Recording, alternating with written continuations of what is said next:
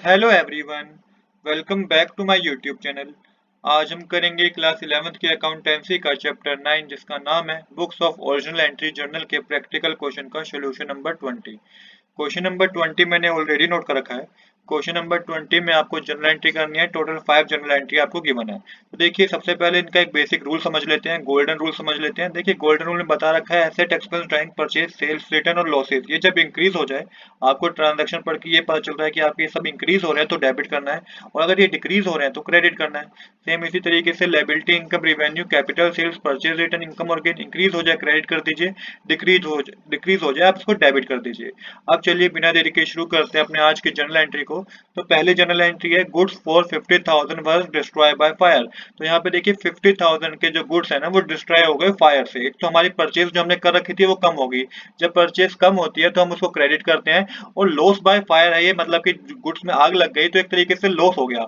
Loss जब हो जाता है तो हमें क्या करना होता है, लॉस जब इंक्रीज हो जाता है तो हमें डेबिट करना होता है। तो इसकी जर्नल एंट्री होगी loss by fire account debit to purchase account. Amount की कॉलम में 50,000 डेबिट साइड आएगा, 50,000 क्रेडिट साइड आएगा। नरेशन होगी goods goods destroy by fire. इसके बाद नेक्स्ट जर्नल एंट्री है goods worth rupees 18,000 were distributed as free sample and 20,000 were given away as a charity in cash. देखिए, दो बातें हैं कि 18,000 रुपीज के जो गुड्स है वो फ्री सैंपल के तौर पे क्या कर दिए गए, डिस्ट्रीब्यूट कर दिए गए हैं, और 20,000 रुपीज के जो है वो एज अ चैरिटी दे दी गई है कैश में। अब देखिए इसकी जर्नल एंट्री कैसे होगी। इसकी जर्नल एंट्री पहले तो आपको लिखना होगा एडवर्टाइजमेंट अकाउंट डेबिट टू करके आपको मेंशन करना होगा टू परचेज अकाउंट। अब देखिए यहाँ पे एडवर्टाइजमेंट की गई है, एडवर्टाइजमेंट की गई है जिसमें से 18,000 रुपीज के गुड्स क्या किए गए हैं, डिस्ट्रीब्यूट किए गए हैं, और एक तरीके से गुड्स डिस्ट्रीब्यूट किए गए हैं तो हमारे पास परचेज जो हो गया क्या होगी, वो कम हो गई है। अब यहाँ पे हमारे पास परचेज क्या होगी, कम हो गई, इसलिए परचेज को हमने क्रेडिट कर दिया। 18,000 रुपीज का अमाउंट डेबिट साइड, 18,000 रुपीज का अमाउंट आपको क्रेडिट साइड लिखना है। अभी हमने खाली जो एंट्री की है वो good worth 18,000 but distributed as free sample, इसकी जनरल एंट्री की है। यहाँ पे आप नरेशन लिखेंगे goods distributed as free sample. अब जो 20,000 रुपीज चैरिटी दी गई है कैश में, इसकी जनरल एंट्री क्या होगी, इसकी जनरल एंट्री होगी charity account debit to cash account. Cash हमारे पास कम हो गया है, अमाउंट की कॉलम में 20,000 डेबिट साइड आएगा, 20,000 की क्रेडिट साइड आएगा। नरेशन आप लिखेंगे इसमें cash given away as charity. इसके बाद नेक्स्ट जनरल एंट्री है goods for 25,000 and cash 40,000 were taken away by the proprietor for his personal use.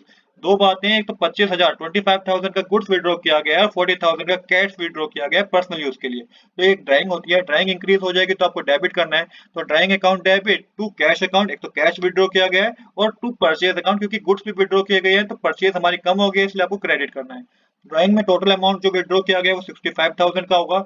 40,000 cash में विड्रॉ किया गया है, 25,000 के क्या विड्रॉ किए गए हैं, 25,000 के गुड्स विड्रॉ किए गए हैं। तो ये यहाँ पे मेंशन है कि 25,000 के गुड्स विड्रॉ किए गए हैं, 40,000 का कैश विड्रॉ किया गया है। नरेशन आप लिखेंगे goods and cash withdraw for personal use. अब करेंगे fourth journal entry. Fourth journal entry है goods for 20,000 and cash 5,000 were given away as a charity. तो 20,000 रुपए के जो है वो गुड्स और 5,000 रुपए कैश में चैरिटी के थ्रू दे दिया गया है।